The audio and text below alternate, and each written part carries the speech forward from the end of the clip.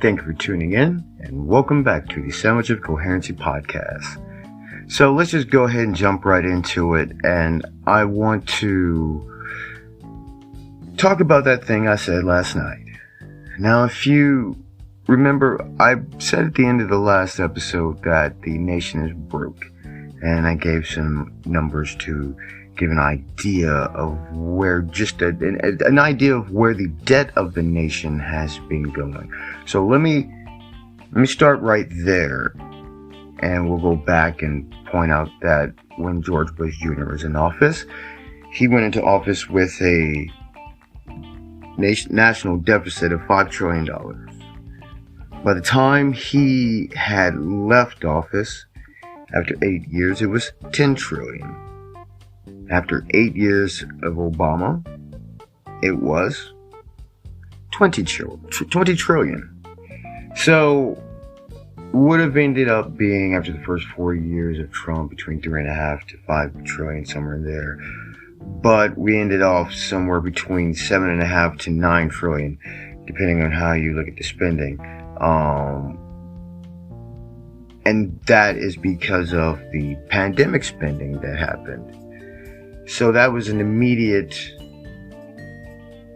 dump into the economic system to attempt to keep the nation afloat. So we're looking at a $24 trillion debt in about 20 years. And we're going into the Biden administration. Now we're in the first year. We're not even 12 months into it. And the spending they're looking to do is, you have the Bernie Sanders budget. The spending budget that they have, you're looking at damn near $5 trillion. You also have the $3.5 trillion infrastructure package. Given at the rate they're going, based on their own numbers and what's being reported in the Senate, they're looking at, by the end of the first year, having added $12 trillion to the debt. Now, this is what they're wanting to spend, and at the current moment, they're debating raising the debt ceiling, which essentially they're debating adding another $1 trillion to the debt. And what they want to do is, we're going to mint a $1 trillion platinum coin, which is not worth $1 trillion. And we're going to give that to the Fed as an IOU, and they are going to give us $1 trillion more in numbers. And this is just to keep the nation afloat, just to keep the functions of government. Is this the first time that it's happened? No, it's not the first time it's happened. It's happened before. The longest running time was during the Trump administration, and that was about 45 days. Before that, it happened under the Obama administration, and it happened twice. And during that time, they printed $2 trillion platinum coins, and that was to keep the functions of government going. All this excessive spending, and no benefit of it goes towards the actual civilians, because understand, the government has no money. All they have is your labor. The $1 trillion they want to add to the deficit is not money that they can pay back. They are selling your labor in exchange for this. They are saying that the citizens, the tax dollars that we earn from their labor, is what's going to pay back this money we need just to keep the functions of government going. The nation is broke, and I don't mean just morally. Let me explain. So far, We have a $23 trillion debt. By the end of this year, we're looking at over nearly 30, if not well over $30 trillion in debt.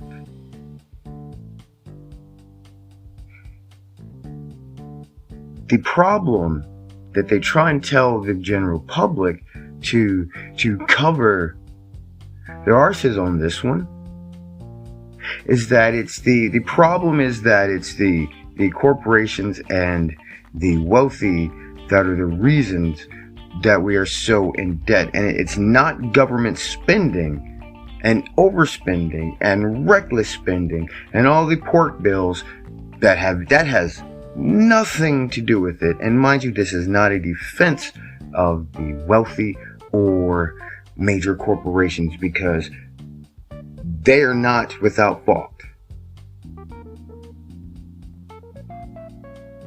And yes, they could afford to pay more. And based on all the legal loopholes that they go through, they get away with not paying at least a little more. What do you expect from a nation that has a tax code that is 70,000 pages? The tax code is 70,000 pages written over multiple decades. Nobody in office now has any idea what is in that.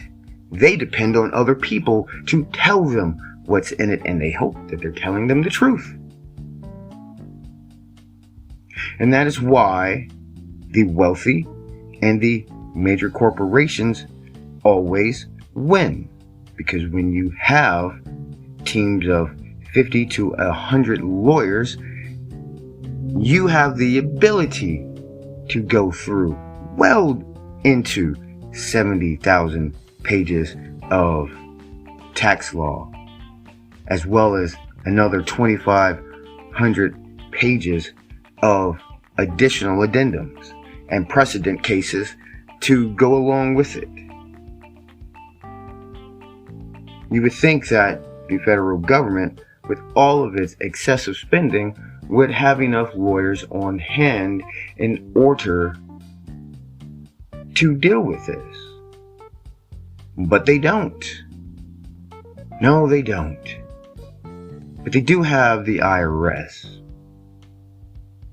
And you would think, with the amount of agents they've had and the amount of people that they've wanted to add, we're talking adding to the Internal Revenue Services, you would think you would have more experts in that would be able to navigate through the tax code to prevent those that are circumventing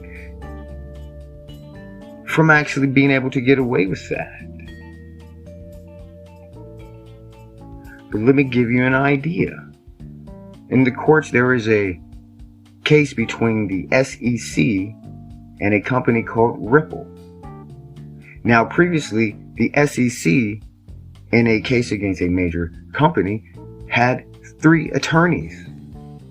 2 of them have quit, more or less to protect their records, because this is going to be a major loss. Because the federal government is going up against a company that has, I think as I checked out, I believe it was a team of around 23 attorneys, many of them former SEC attorneys.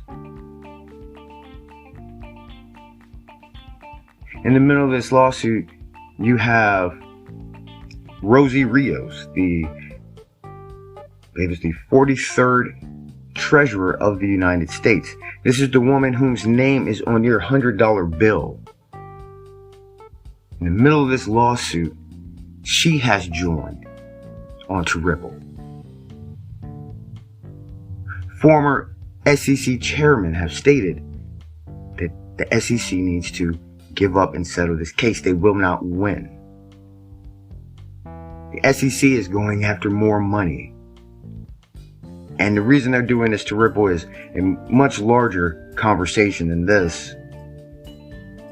But it all goes back to the fact that the nation is broke. So let me give you an idea of how what we're looking at here. So 8 years ago, 2013, and this is, around the time we've got $2 trillion platinum coins printed under President Obama. And these are numbers back then, and this is what it was looking like. By the time the people that you call the baby boomers and whatnot, when they're all on retirement, it's going to cost around $3 trillion a year to be able to pay those Social Security payments. That is about 1.5 times all of Russia's entire GDP. And the thing is that the United States doesn't actually collect enough taxes to pay the Social Security payments. So it has to take out loans from the Federal Reserve in order to make the rest of those payments. And the reason that this is the case, one of the larger reasons of this case is originally when Social Security was put into place, it was mandated that that money is not to be touched. It is specifically for the people that have worked and retired. So the government was not allowed to have anything to do with it. They couldn't invest it. They couldn't expand with it. So they did change the rules later on here in the past years in order to suit themselves, but it began in 1984 when they made Social Security payments taxable income. Mind you, you've worked your entire life, you've paid a Social Security tax into the system so that when you retire, you don't have to live on the street. You're able to still have a means to pay your bills. Well, they decided that that tax money should be taxed as well. And the reason for that is now they can use the taxable that they've taken from the taxable Social Security payments and they can invest it. And now they had more money to spend instead of putting the money back into the Social Security pool. So right now, they're wanting to take on a $3.5 trillion infrastructure budget that has nothing primarily to really do with infrastructure. It's 3,500 page bill. There's a whole lot in there. Now they're trying to figure that out. The government doesn't take in $3 trillion in taxes to pay Social Security payments. The nation is broke. They have no money. Again, let me reiterate. By the end of the year, you're looking at about, if everything goes through that the Democrats want, $30 trillion plus in debt. You still don't have free healthcare. You still don't have free university. Maybe the problem is government spending. Remember, they spent all that time telling you that the United States didn't have $5 billion to build a wall. The nation could not afford it. This is detrimental to the nation. We could put this money towards other things. Last year in the budget bill, they did not want to approve a $1.4 billion addition to continue building the wall. But they did approve almost $1.870 billion to be exact, to build walls in the Middle East, for Jordan, for Syria, Pakistan. Remember, they told you walls are racist. It is a waste of money. They are racist. People should be allowed to travel freely, as they're approving to build border walls in other countries. So understand that, because at the current rate, at the current moment, under the Joe Biden administration, they have spent over $2 billion. It's a rate of $3 to $5 million a day since he's been in office, to pay contractors not to complete the wall on the border. Understand, they've spent more money to keep the contractors from building the wall than they would have spent in the approved budget to continue building the wall. So I ask you again, is it the corporations and the wealthy, or is it government spending? Let me give you an example, and this is what I'll close off with. California's budget has gone up by $10 billion over the course of the pandemic. It has reported that they have a $22 billion surplus. Yet for some reason, they can't manage the damn budget. This is one of the heaviest taxed states in the nation. They can't balance the budget. People are fleeing the state, and those that they consider to be wealthy, we're talking individuals and corporations and businesses, they're trying to attach a tax to them that they will have to pay California taxes no matter where they move to for 10 years, starting at a rate of 0.4%, dropping down to 0.04% at the 10th year.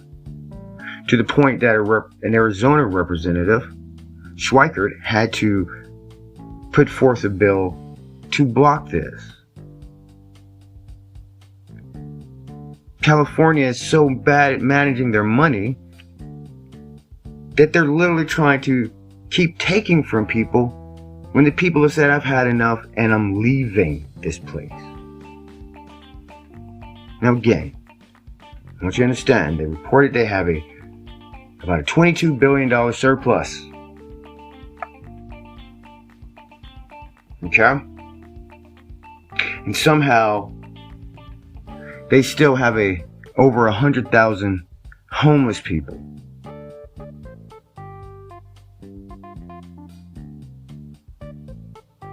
How? The fault there belongs only with the state, solely with the state. You can't walk around and prop how great your state is, how compassionate and how much you do and how much you give, and you still do nothing for those 100,000 and growing homeless people in your cities. I tell you these things because I want to help. I want more of this to get out. I want people to understand what's really happening with this spending. It doesn't matter whether you're on the left or the right. The government spending is out of control. And they've got everyone focused on other things than the fact that they can't balance the budget. So again, the nation is broke, and it's time for everybody to start making a plan. But I will leave you with that, and catch you next time. Have a good night.